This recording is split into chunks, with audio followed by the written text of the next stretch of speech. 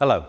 In this video, I would like to take you through setting up some of the most commonly used features on the Jaguar I-Pace, and also show you a few features that are a little less obvious, but no less useful for that. The first thing I would recommend is to download the Jaguar iGuide app. This contains not only a full searchable copy of the handbook, but also a reference guide for warning lights on the dashboard, a frequently asked questions section, and a visual tour around the inside and outside of the car with information on the controls, buttons and features. It's a great source of immediate information when a question pops into your head, or you just see a button and think, well, what does that do? Another download is the Jaguar Remote app. Your car comes with a SIM pre-installed by the retailer, who should have spoken to you about the setup of your account that enables many of the intelligent features on the car. Okay, let's start then with the smart key. Now, lock and unlock seem pretty obvious with the deployable door handles responding to each one. Pressing the lock button just once will lock the car. Pressing twice will double lock. Now, this means the car cannot be unlocked from the inside, so even if someone smashes a window, they still can't open the doors. Next, there is a button to unlock just the boot. If you have a powered tailgate, this will open or close the tailgate automatically, so do ensure there is space for it to safely operate. There are sensors that will stop it if obstructed, but you'll notice I use my arm rather than my head to demonstrate that. Now, powered tailgates can also be operated by the button above the number plate on the outside, a button by the driver's knee inside, and a button on the back of the tailgate itself. If you wish to adjust the height the tailgate opens to, if, for example, you have a garage with a low ceiling, reposition the tailgate to the desired height, hold the button down until you hear a beep, and this will store the height to memory. If you have the hands-free gesture tailgate, so long as the smart key is in your pocket, sweeping your foot under the rear corner of the car will trigger the tailgate to open or close. I-Pace has an additional storage area underneath the bonnet. Now, the bonnet can be released using a button by the driver's knee inside the cabin or from the key fob itself. Once released, simply slide the catch to open the bonnet. The final button is a panic alarm. Press for 3 seconds or press 3 times in 3 seconds and the horn will sound and the hazard lights will flash.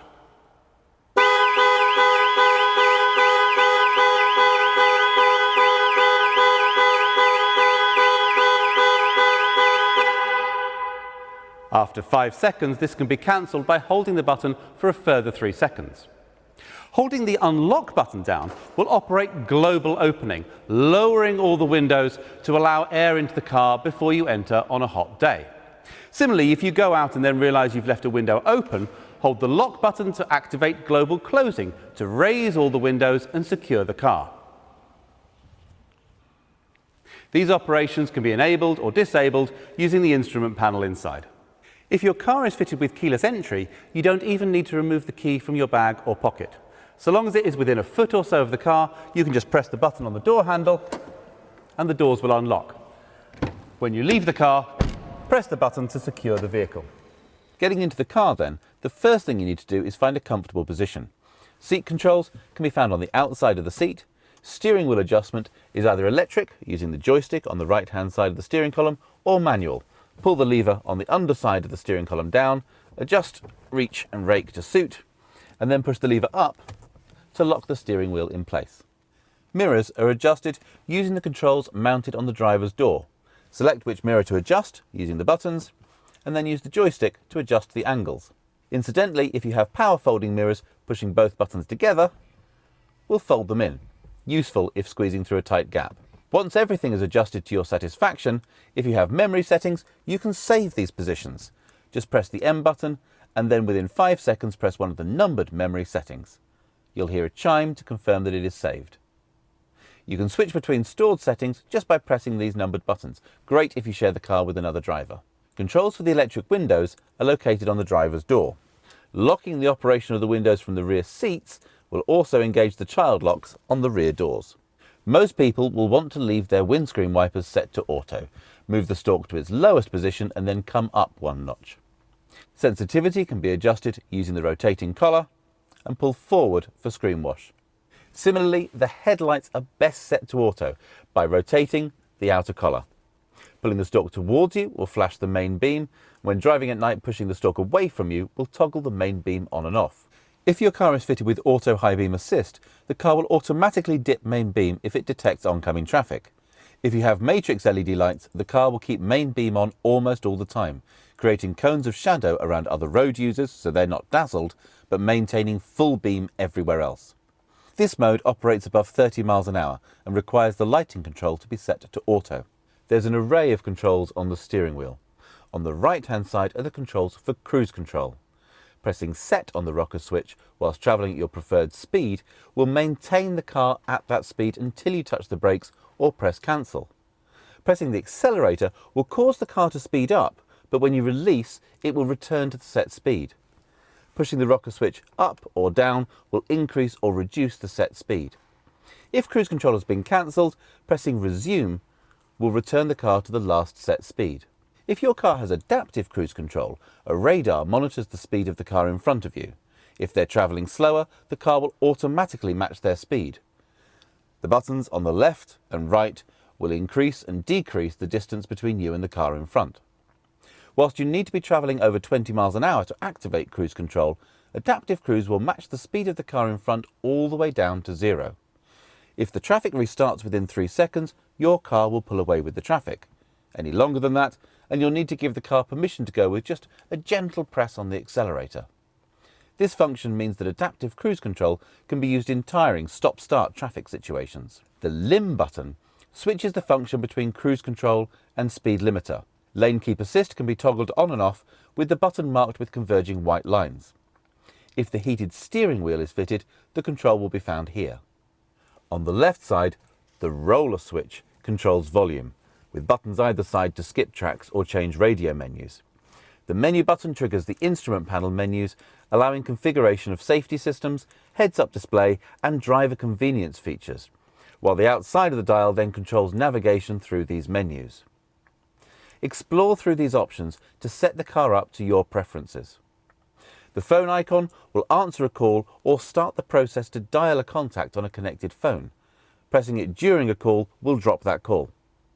A quick press on the voice control button will allow you to use voice commands. Wait for the chime and then just say, "Call home." A full list of the available commands can be accessed on the main infotainment screen. Starting the car is as simple as pressing the start button. So long as the smart key is in the car somewhere, the car will switch on, ready to drive. And of course, as there's no engine, you won't hear any familiar start-up sounds. When you switch the car on, the main 10-inch touchscreen will display 3 main options: navigation, media and telephone.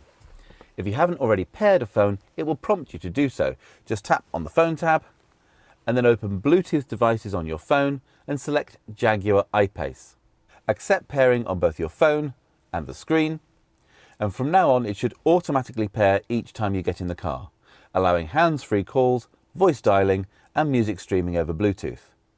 Text messages can be displayed on the main screen, and a soft key allows for them to be read aloud. On Apple phones, it's necessary to enable this feature by selecting Settings and Bluetooth, then selecting the connection to the vehicle and enabling Show Notifications. If you prefer, connecting your phone with a cable will allow Apple CarPlay or Android Auto to mirror your phone screen on the car's infotainment system. A long press of the voice command button on the steering wheel will then connect you to your phone's voice assistant. Going back to the home page, tapping on the Media tab will take us to DAB radio. Tapping Source will reveal the phone that you've just paired as a possible audio source. Radio stations can be easily selected from the menu, or you can simply use the voice commands from the steering wheel. Tune radio to BBC Radio 2. The third option from the home screen is the Navigation Pro system. To input a new destination, tap on the magnifying glass and then type any postcode, address or point of interest into the search box at the top of the screen. You can also search for businesses and transport links, hotels and restaurants. Wherever possible, the system will show TripAdvisor reviews. Destinations can be easily set by voice. Navigation: take me to 33 Baker Street, London.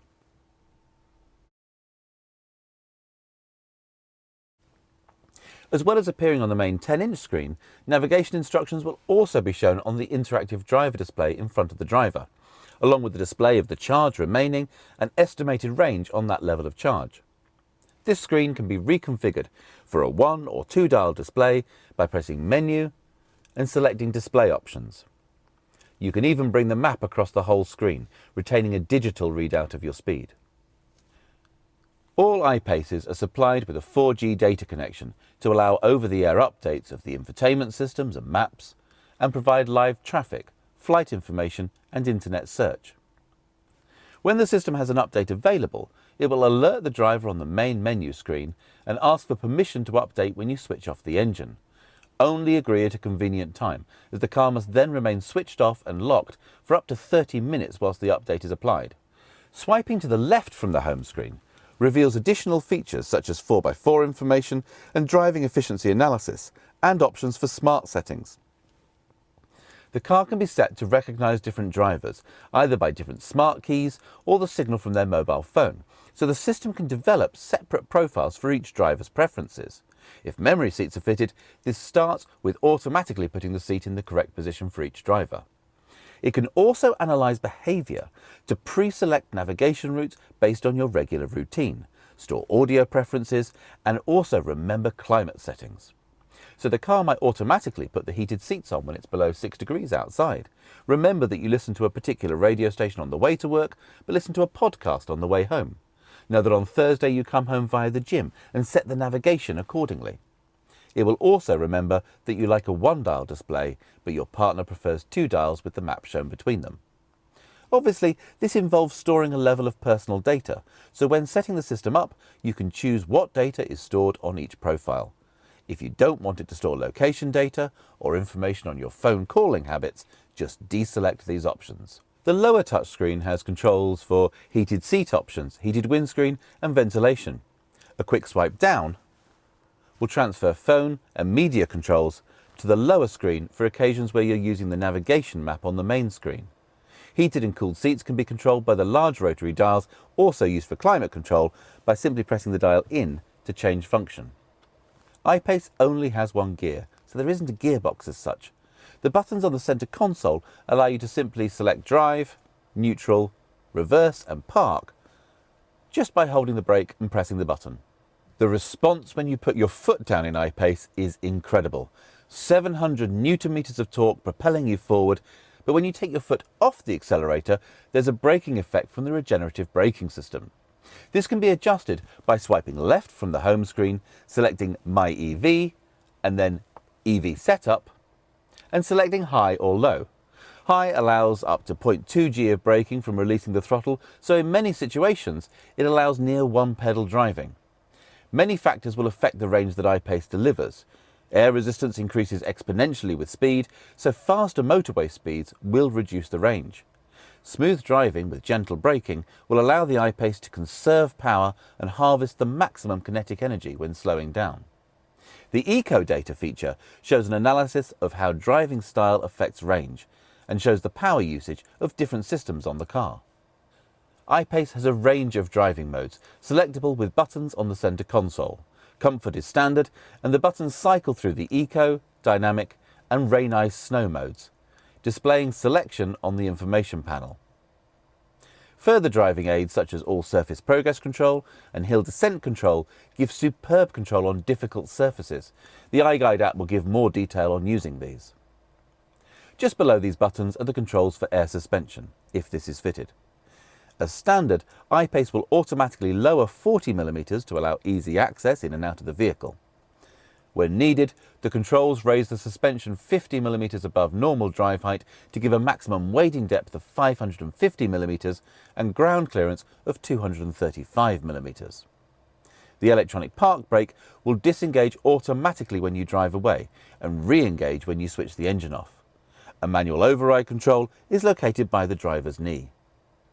Automatic braking systems for city driving are standard and detect other traffic, pedestrians and cyclists, preventing collision or mitigating damage. Cars fitted with adaptive cruise control have a high-speed emergency braking system.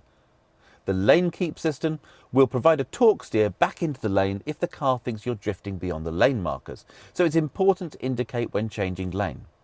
If blind spot assist is fitted, the door mirrors incorporate a blind spot warning system, lighting up when a vehicle is travelling alongside and flashing rapidly to warn if a car is closing to overtake. If you start to move into the path of an adjacent vehicle, the car will deliver a torque steer in an attempt to avoid a collision. These driver aids are designed to intervene when there is no input from the driver, which is surprisingly hard to simulate, so please don't try to test these systems. Any input from the driver will override them, and they do not reduce the driver's responsibility to drive safely and attentively. They can be deactivated, but as all of them have been shown to save lives both inside and outside the vehicle, they are switched on by default, and we recommend leaving them that way. For additional safety, in the event of an accident where the airbags are deployed or the battery system is isolated, the car will automatically contact emergency services, sending GPS location data. Emergency services can be contacted at any time by pressing the right-hand button above the rear-view mirror. The left-hand button summons breakdown assistance. Both these buttons have covers to avoid accidental operation. The charging port is on the passenger side. For AC charging, simply plug the Type 2 plug into the socket. If charging at home, plug the cable into the power and then plug into the car. The LED indicator next to the socket will start white to give some illumination while plugging in, and then start flashing as it makes the connection. When charging starts, the LED will flash green, changing to solid green when charging is complete. A red light indicates a problem charging. When you lock the car, the cable will lock in place and it's not possible to engage drive whilst the cable is connected. For fast DC charging, the rubber cover beneath the charge socket needs to be removed to reveal the two large diameter ports that can accept high voltage DC input. Public charging stations will have individual instructions for payment and use and always have the DC charging cable attached to them. The remote app provides monitoring of many systems. When you first run the app, there is a quick start guide to aid setup, and then it provides control over remote locking and unlocking of the car, gives live information on charging status and current range, reports the last parked location of the car so you can always find your way back to it. And it can export a full journey log in the form of an Excel spreadsheet. So if you're tracking mileage for business use, this is really easy to keep track of. The batteries and I-Pace work most efficiently at a temperature of 22 degrees. In the UK, it is unlikely they will be at this temperature most mornings. Preconditioning brings both the cabin and the battery to this temperature so that I-Pace can maximise available range. This can be programmed in advance. Swipe left from the home screen and select Vehicle Preconditioning, and you'll be able to set up either one-off or recurring departure times. And so long as the car is plugged into power, I-Pace will ensure both cabin and batteries are warmed to optimum temperature. The same screen will allow you to set preferred charging times to make use of any low-rate electricity tariffs. If your schedule doesn't allow for this level of planning, the remote app has a control to trigger preconditioning. Just press the button on your phone 20 minutes before heading out, and so long as the I-Pace is plugged into power, it will de-ice itself and warm up to prepare for departure. This video has really only touched on the essentials. Please make use of the iGuide app or videos on our YouTube channel to find out more, or contact your retailer with any questions. Thank you for your time and enjoy your time with the Jaguar I-Pace.